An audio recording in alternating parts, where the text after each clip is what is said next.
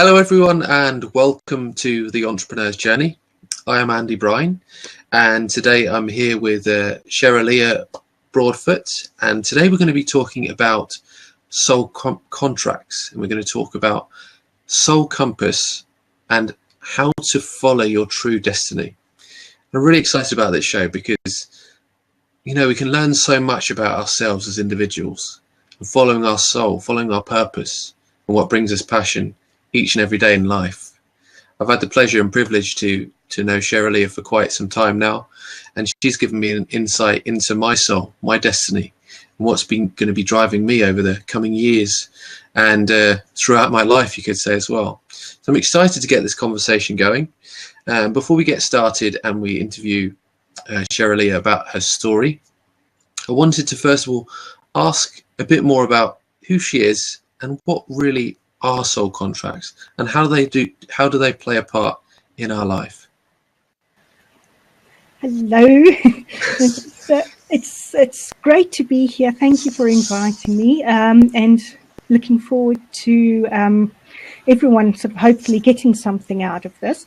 So soul contracts, basically when we incarnate in this life, we come here with a few things that we've come to learn.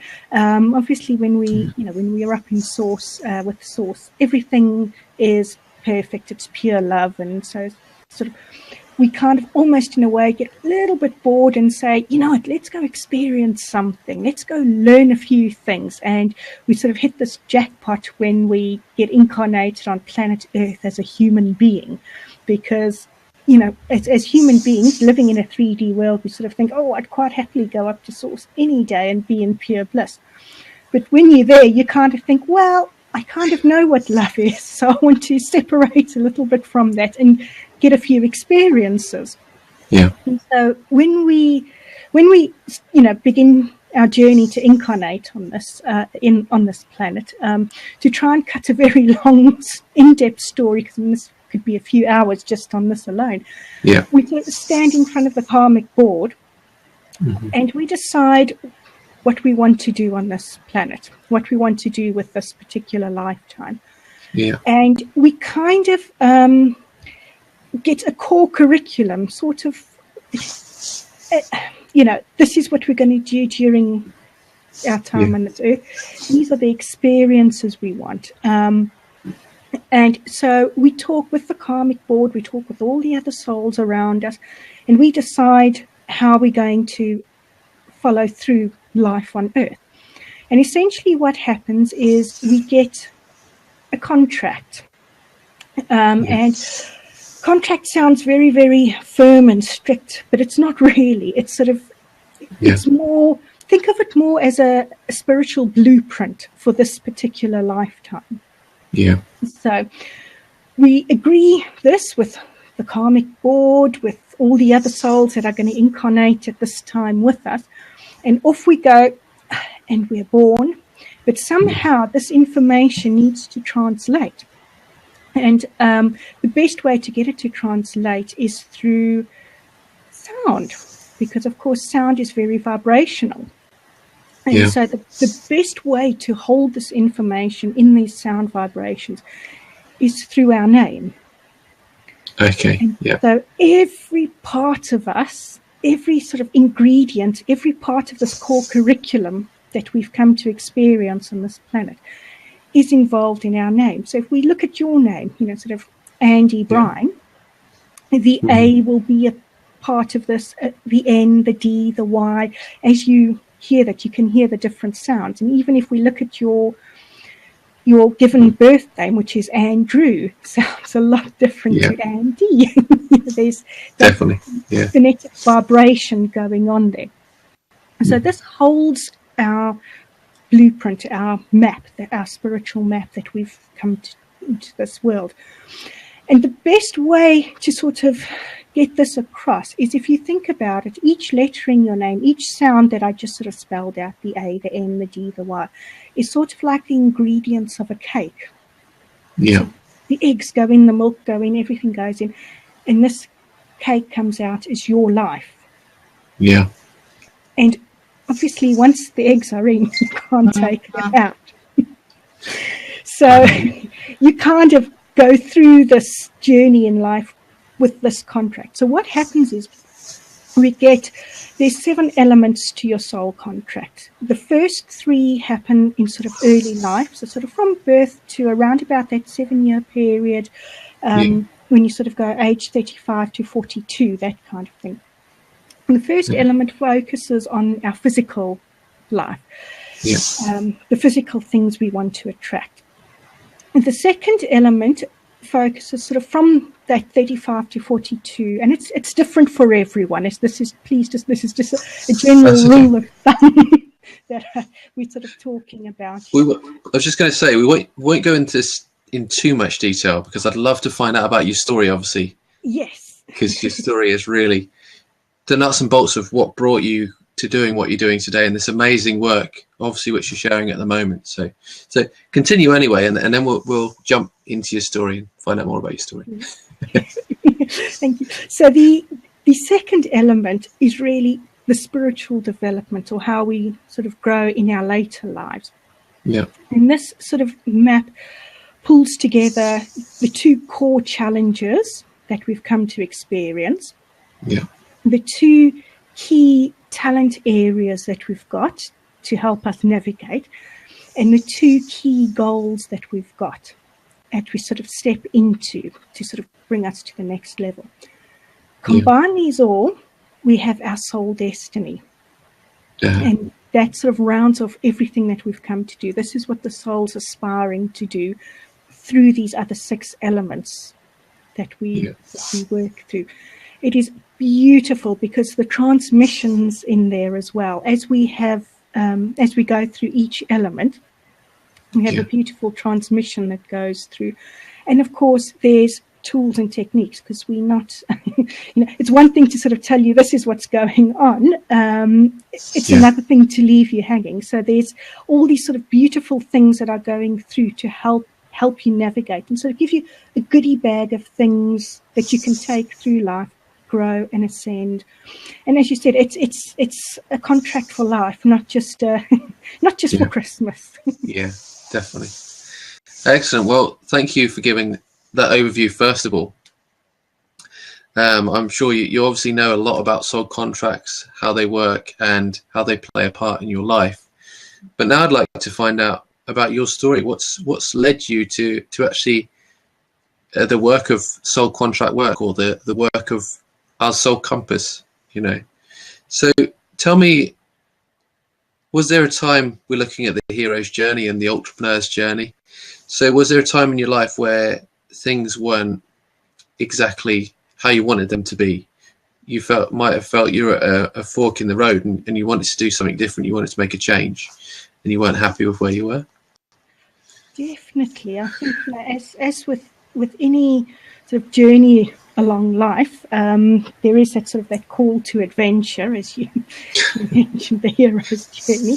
And that, for me, that happened about just a little over 5 years ago. Yeah. I have a background in human resources management, and brilliant career to have, lovely development, sort of building up, doing wonderful things. But there was always that one little thing that was missing, that one point that never quite got me to a fulfilled life. And I kind of knew there was more. Yeah. But because I had a good career, just sort of suppressed that side and let it get squashed a little bit. And went through this wonderful career, and it started feeling, I don't know if you've ever walked through a desert on a boiling hot day. Not quite yet. Not yet, yes. Well, sort of growing up in South Africa, some days do feel like a desert. But it was kind of that feeling where I just wasn't getting nourished from that career, and it took so much out of me. It really, it took a lot, and I was brought to the point of having a burnout. And one evening, I remember it was the 31st of December 2010. I finished a great contract with a great bunch of people, came home and fell asleep for 4 days. Yeah. I was exhausted, and just really somehow through that, I sort of looked back and thought, something has to change. Enough is enough. I've kind of lost that purpose, lost that will. And in that, through those sort of mists of foggy sleep, I sort of remembered that earlier on that year, I had not only had my own soul contract with the lovely Nicholas David Nan, who's now one of my mentors and good friend, but I'd also started doing the training for that, and that was the one thing that had really sort of got to me. And that sort of, it was a nagging, sort of almost. I kept saying, enough, you need to do what fulfills you, what nourishes you, what gives you that passion and that spark, and sort of really gets me jumping out of bed in the morning to go, woohoo, I get to work with brilliant people. And that was where it started with. Excellent. So obviously that's where your journey started. That's where you got that drive and motivation to say, look, I really want to live a much more purposeful life now. I want to be fulfilled. I want to be happy. But I imagine that journey to that place,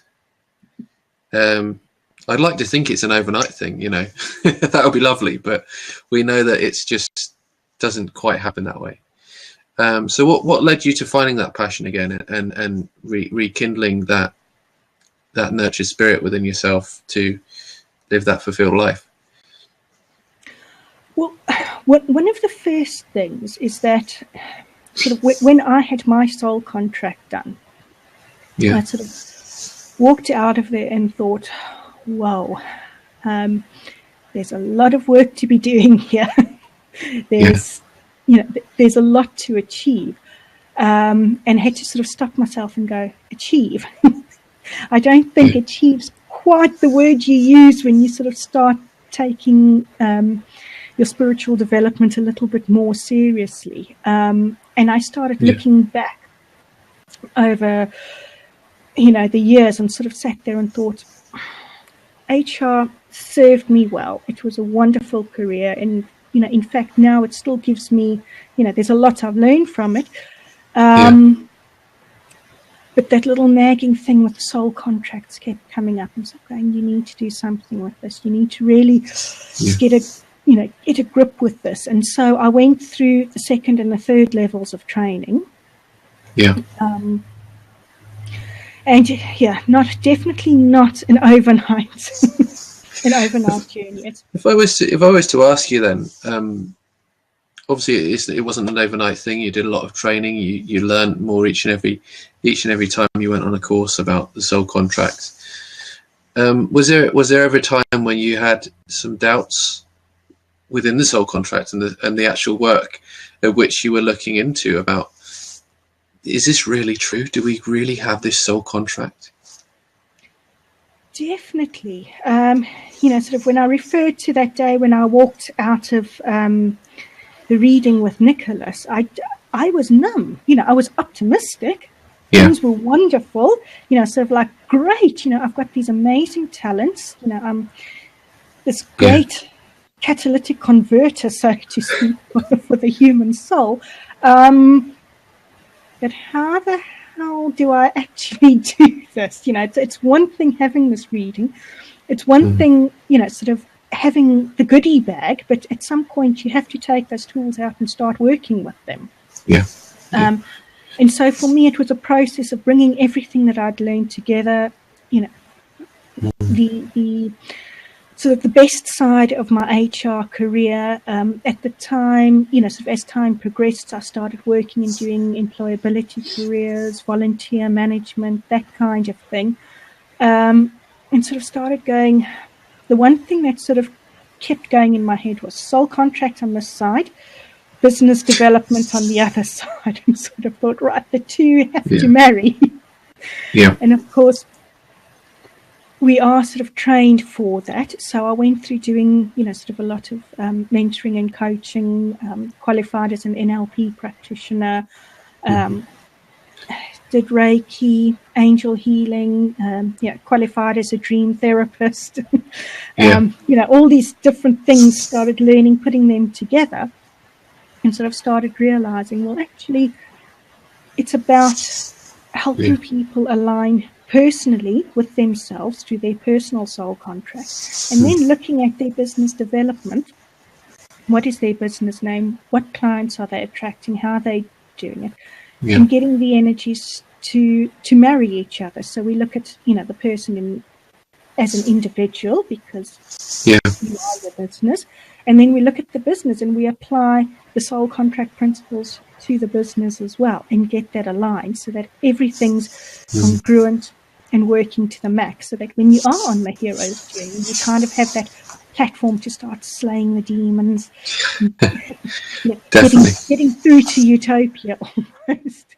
So what would you say some of the challenges that you came across while learning about the soul contract, and did you find the soul contract playing out in your life as you progressed? Definitely. One of the key things for me in my soul contract, that's one of my core lessons to learn, is to come and speak my truth and to reach out into society. Given that I started this journey in 2015, and we're now in the 14th of January 2016, and this is my first live interview. There's been a bit of overcoming fears and, sort of trusting in myself, going, if I look at how my soul contract's played out in my life, it's taken a lot to get to this point, and to be here tonight and to be talking to you and, everyone else who's listening. So that's been a journey in itself. I think fear is one of the biggest parts of our journey, isn't it? I mean, I did an article on fear the other day. Well, it wasn't an article on fear. It was all about our persona, but I relate that very much to our soul. Well, we've got our ego, which is our societal conditions.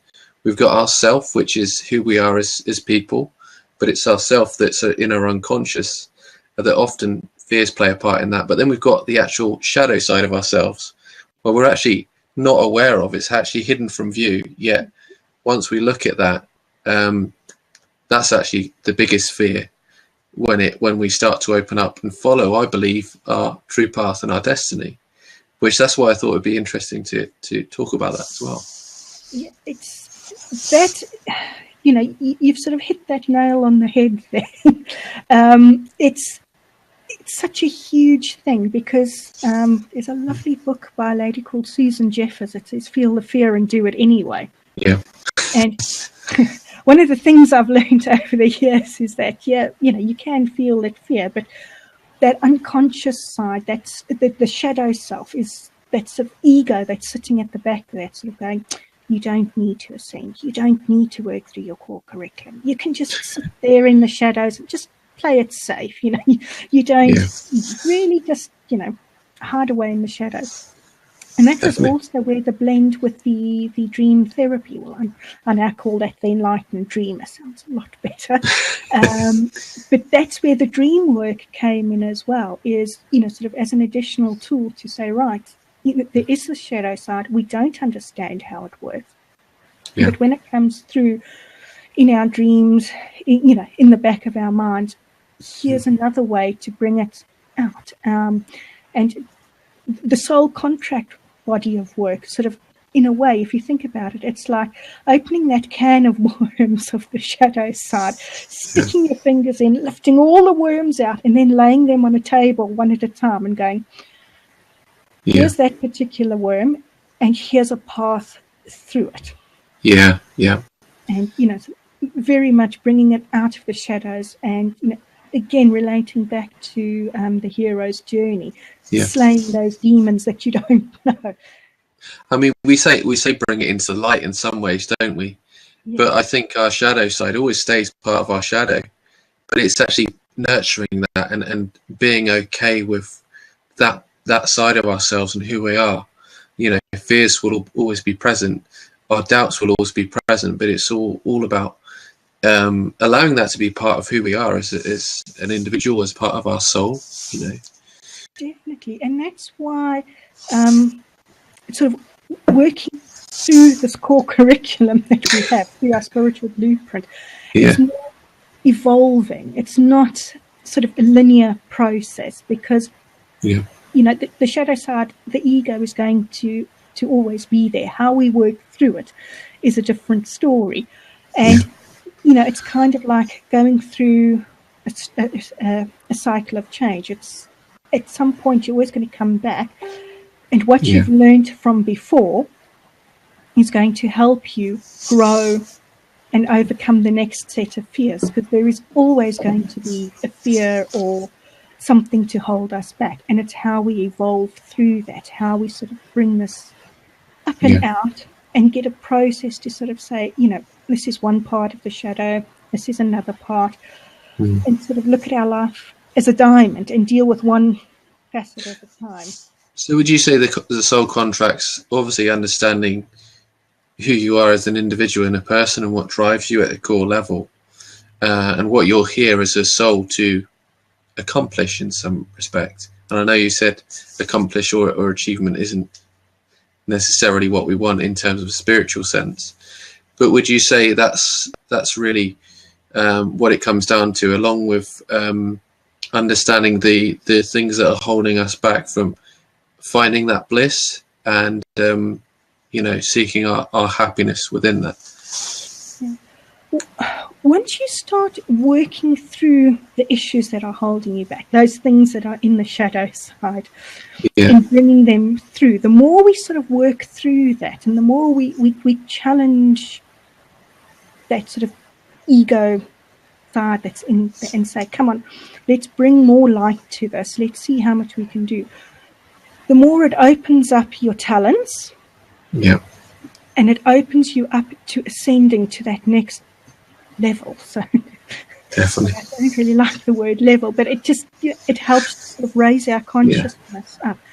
And when we're doing that, that just opens us up more and more to grow and evolve, and to break through those things that are holding us back. Because as human beings, we have enormous amounts of talent.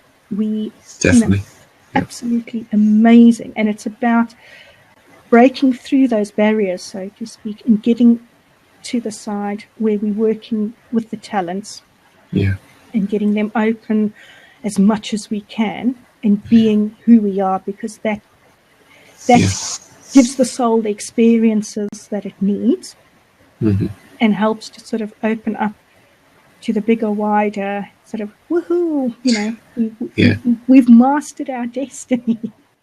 So if I was to ask now then, was there a time when all of this came together for you in terms of the soul contract and the other work that you were doing, and it was, you could say it was like a light bulb moment, everything sort of came together and you understood the soul contract, you understood all of your work, and it really did bring that extra level of fulfillment within you?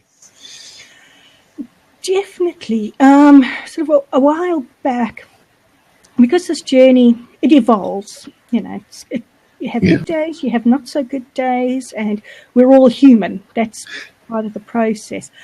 And there came a time when everything was just sort of collapsing, and I had to sort of sit back and go, enough.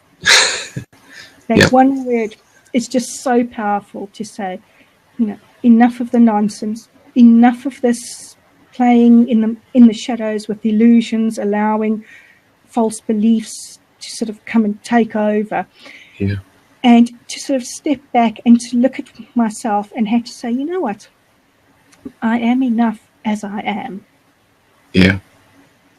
Very huge point. And to say, this is where we're going for. This is the calm, the passion, the joy. This is where we're going to start following that bliss. So. So you had, I know a lot of people say the calm before the storm, but in terms of the hero's journey, you've always got that innermost cave, which is, okay, it's the calm before the storm. You have that calm moment of preparation, and then you've got that sort of time where you have that chaos. And obviously you had that chaos, and then you were like, enough. So you found your bliss, and you found your soul contract work all coming together after that moment, would you say? Very much so, because before that, I rattled off earlier a list of things, that I'd learned and that earlier on. And each one of those sort of was an independent unit. I'd sort of gone, oh, this is great. We'll do a bit of Reiki. Great. Then we'll combine that with level 1 of soul contract. Great. We'll do a bit of divine healing. This is great. A bit of the enlightened dreamer work. This is great. And it had been just separate things. Yeah.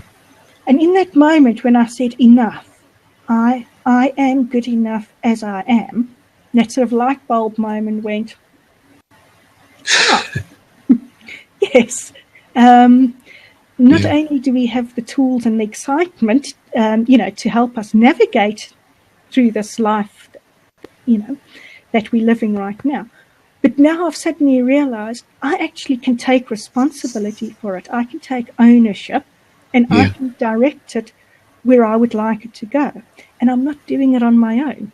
I've got this great big source of love and inspiration, that's on my side. And, we can do it that way. Definitely. And it just gets so much easier when we can surrender to spirit. So much easier. Yeah. So if I was to ask you now, then who would you describe yourself as now, after going through this journey, as an individual, as a person, as a soul, you could say? Oh, that's a very good question. I suppose I would describe myself as a soul adventurer. Yeah. Because, again, looking at the business that I've created called Soul's Compass, it's about, finding, following, and living your direction, your soul purpose. Yeah. And everything we do, we have it in a 3D world, we have it in a 5D world, wherever. We're all guided by our soul. It's our soul that we're living through. And so it's an adventure. Yeah. And there's good, there's bad, and there's something in between. But everything amounts to a really great experience for the soul. So for me, it comes together in the word soul adventurer. Yeah, excellent. So what is it that you do today, and why do you do what you do now after having these experiences? What is it I do today? Well, I adventure in the soul. Because everything's come together so beautifully for me now, I sort of tend to work a lot more with women, but men as well. And I help women plan and launch sustainable and successful businesses. And I do it from the platform of the soul contract, from helping people look at their own soul contract, their own purpose, what they've come here to express in, and to help plan that business so it's aligned, so it's a soulful, spiritual, ethical, aligned business to that person. Excellent. We've got brilliant things to make sure that it does sustain success into the future. So why do you do this work then? Why do you do this for people?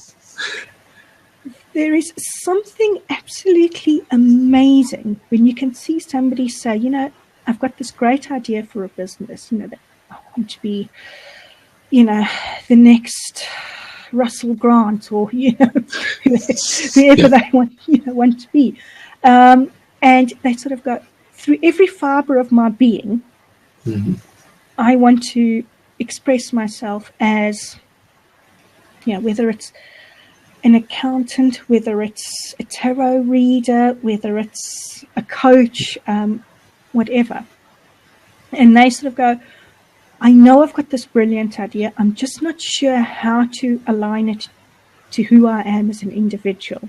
Because a lot of people start businesses and they think, great, I'll open a dry cleaning store, but actually what they really, really want to do is go and create beautiful pieces of artwork and sell them in a store.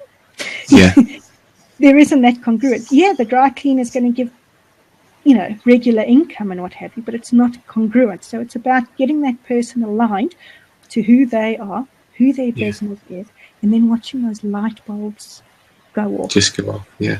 And just sort of, when you get an email sort of 6-8 months later and they say, I've sold more in this last year than I thought I would. Yeah. And, you sort of think, wow, great. This is what it's about. It's giving people that catalyst to be who they were born to be. Yeah, and live the best life they can live. Absolutely, And excellent. It's beautiful. It's beautiful, and it's the most calming, peaceful, beautiful. See, that's why I love asking that question at the end, because going through your struggles, going through your road of trials, going through your story, it's a difficult process, and we all go through our own road of trials. But when we get to the end of our road of trials, and you could say it's never ending, but it's a cycle of life. But once we get to that place, that bliss that we have, and the reason why we do what we do, we have that within our souls, we have that within ourselves, and that really brings us, a deep level of fulfillment within ourselves and happiness. And it's different for each individual, but that's why we pass on our message and we serve others in the way that we do, So where can we find out more about yourself and your amazing work? Well, I have a teeny tiny little wonderful website called soulscompass.net. Mm-hmm. And people are more than welcome to go have a look there. I've got a Facebook page that is called Souls Compass. So you can have a look there, and people, lovely to see you there. And what else? I have a Twitter account, which I think is on here somewhere. And the best thing, the thing I love most, is if somebody gives me a call and we can have a chat. Excellent. That's the best way.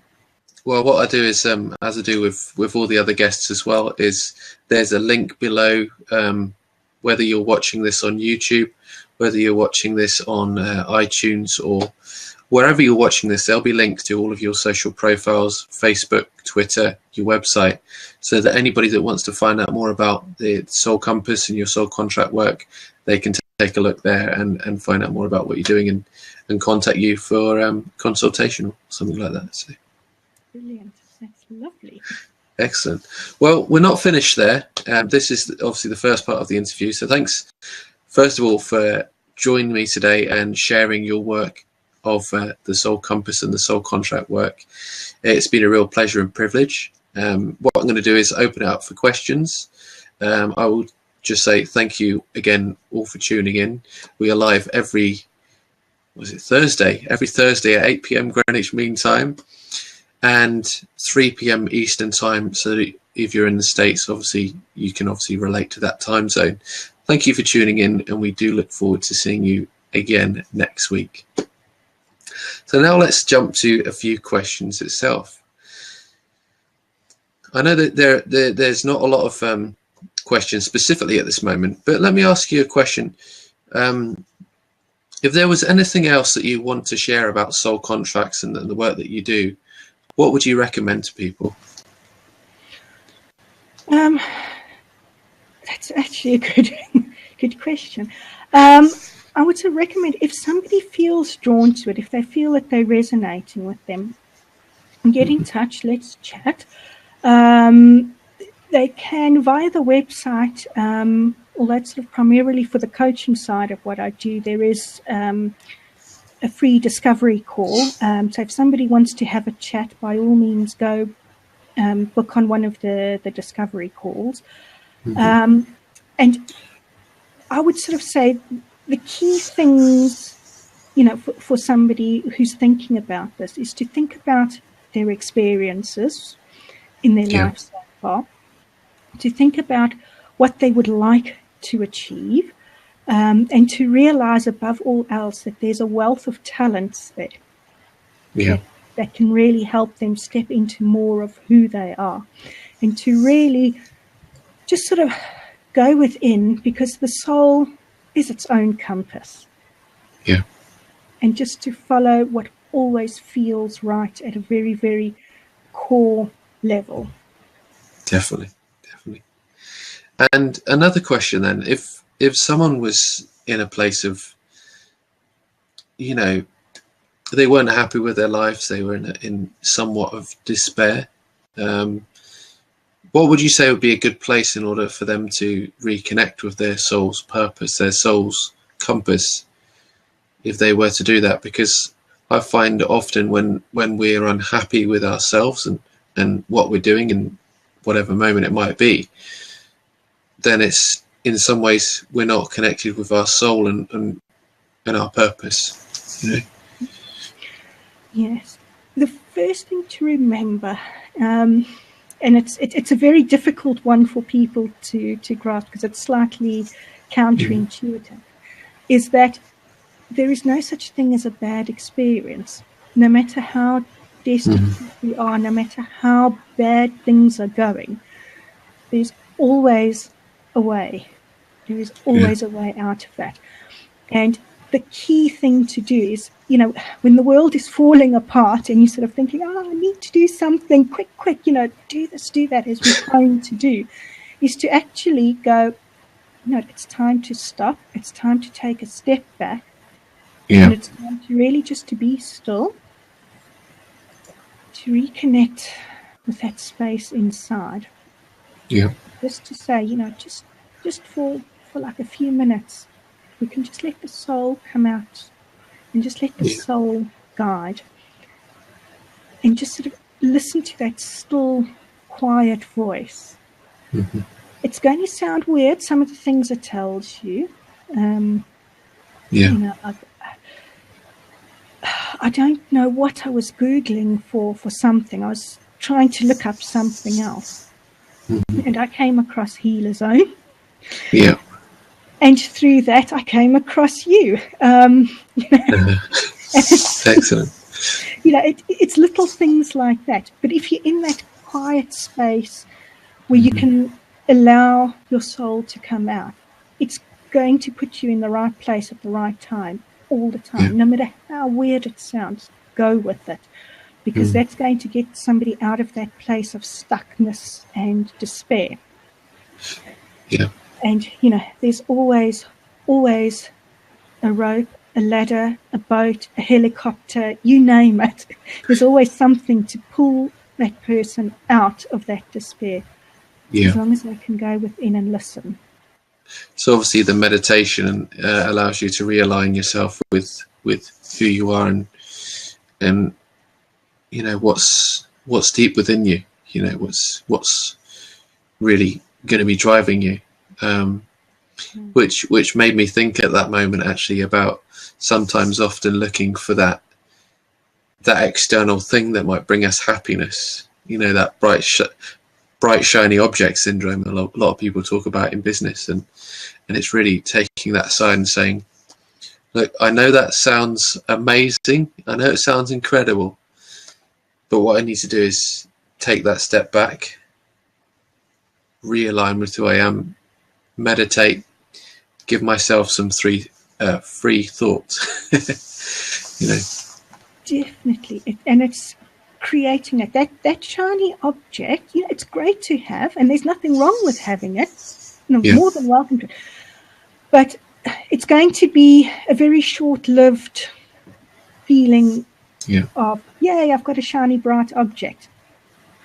Tomorrow, it's going to be another new, bright, shiny object. At that stage, you got to ask yourself, is this sort of shiny, bright object filling a gap, or do I really, really need it?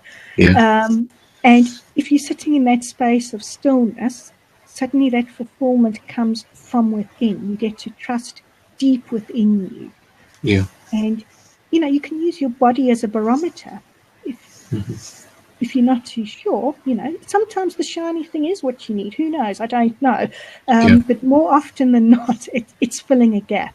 Yeah. And if you're sort of trusting from deep within, that's going to be longer lasting and more true to who you are and more aligned than the shiny thing.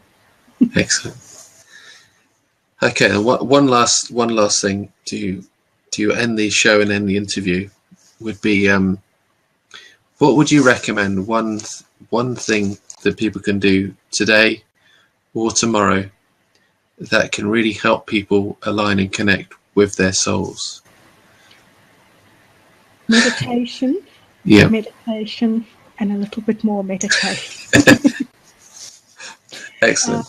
That would be the one key thing, and just really let the soul come out and play. Yeah.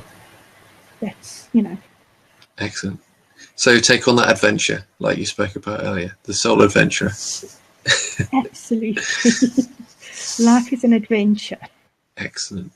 Well, again, thank you for coming along and being a fantastic interviewee, you could say. It's been a pleasure to have you on the show and talk about soul contracts, soul purpose, and I would say more than anything, living a life of true purpose and passion, what we're here to really live and be, So it's been a pleasure. Thank you again for coming along. My pleasure, and thank you very much. And to everyone out there, stay blessed. And one last time, where can we find out more about yourself and your work? soulscompass.net. And please, book a session, because I love chatting. It's so much easier to talk through this. Excellent. Well, thank you again, and we will see you all again next week. And with that, I will say bye for now. Bye. The Entrepreneur's Journey. Create your empowering business story. Interviewing successful entrepreneurs from around the world to share their inspiring journey to success. Tune in live every week for your weekly dose of inspiration. Visit www.theentrepreneur'sjourney.tv for previous episodes.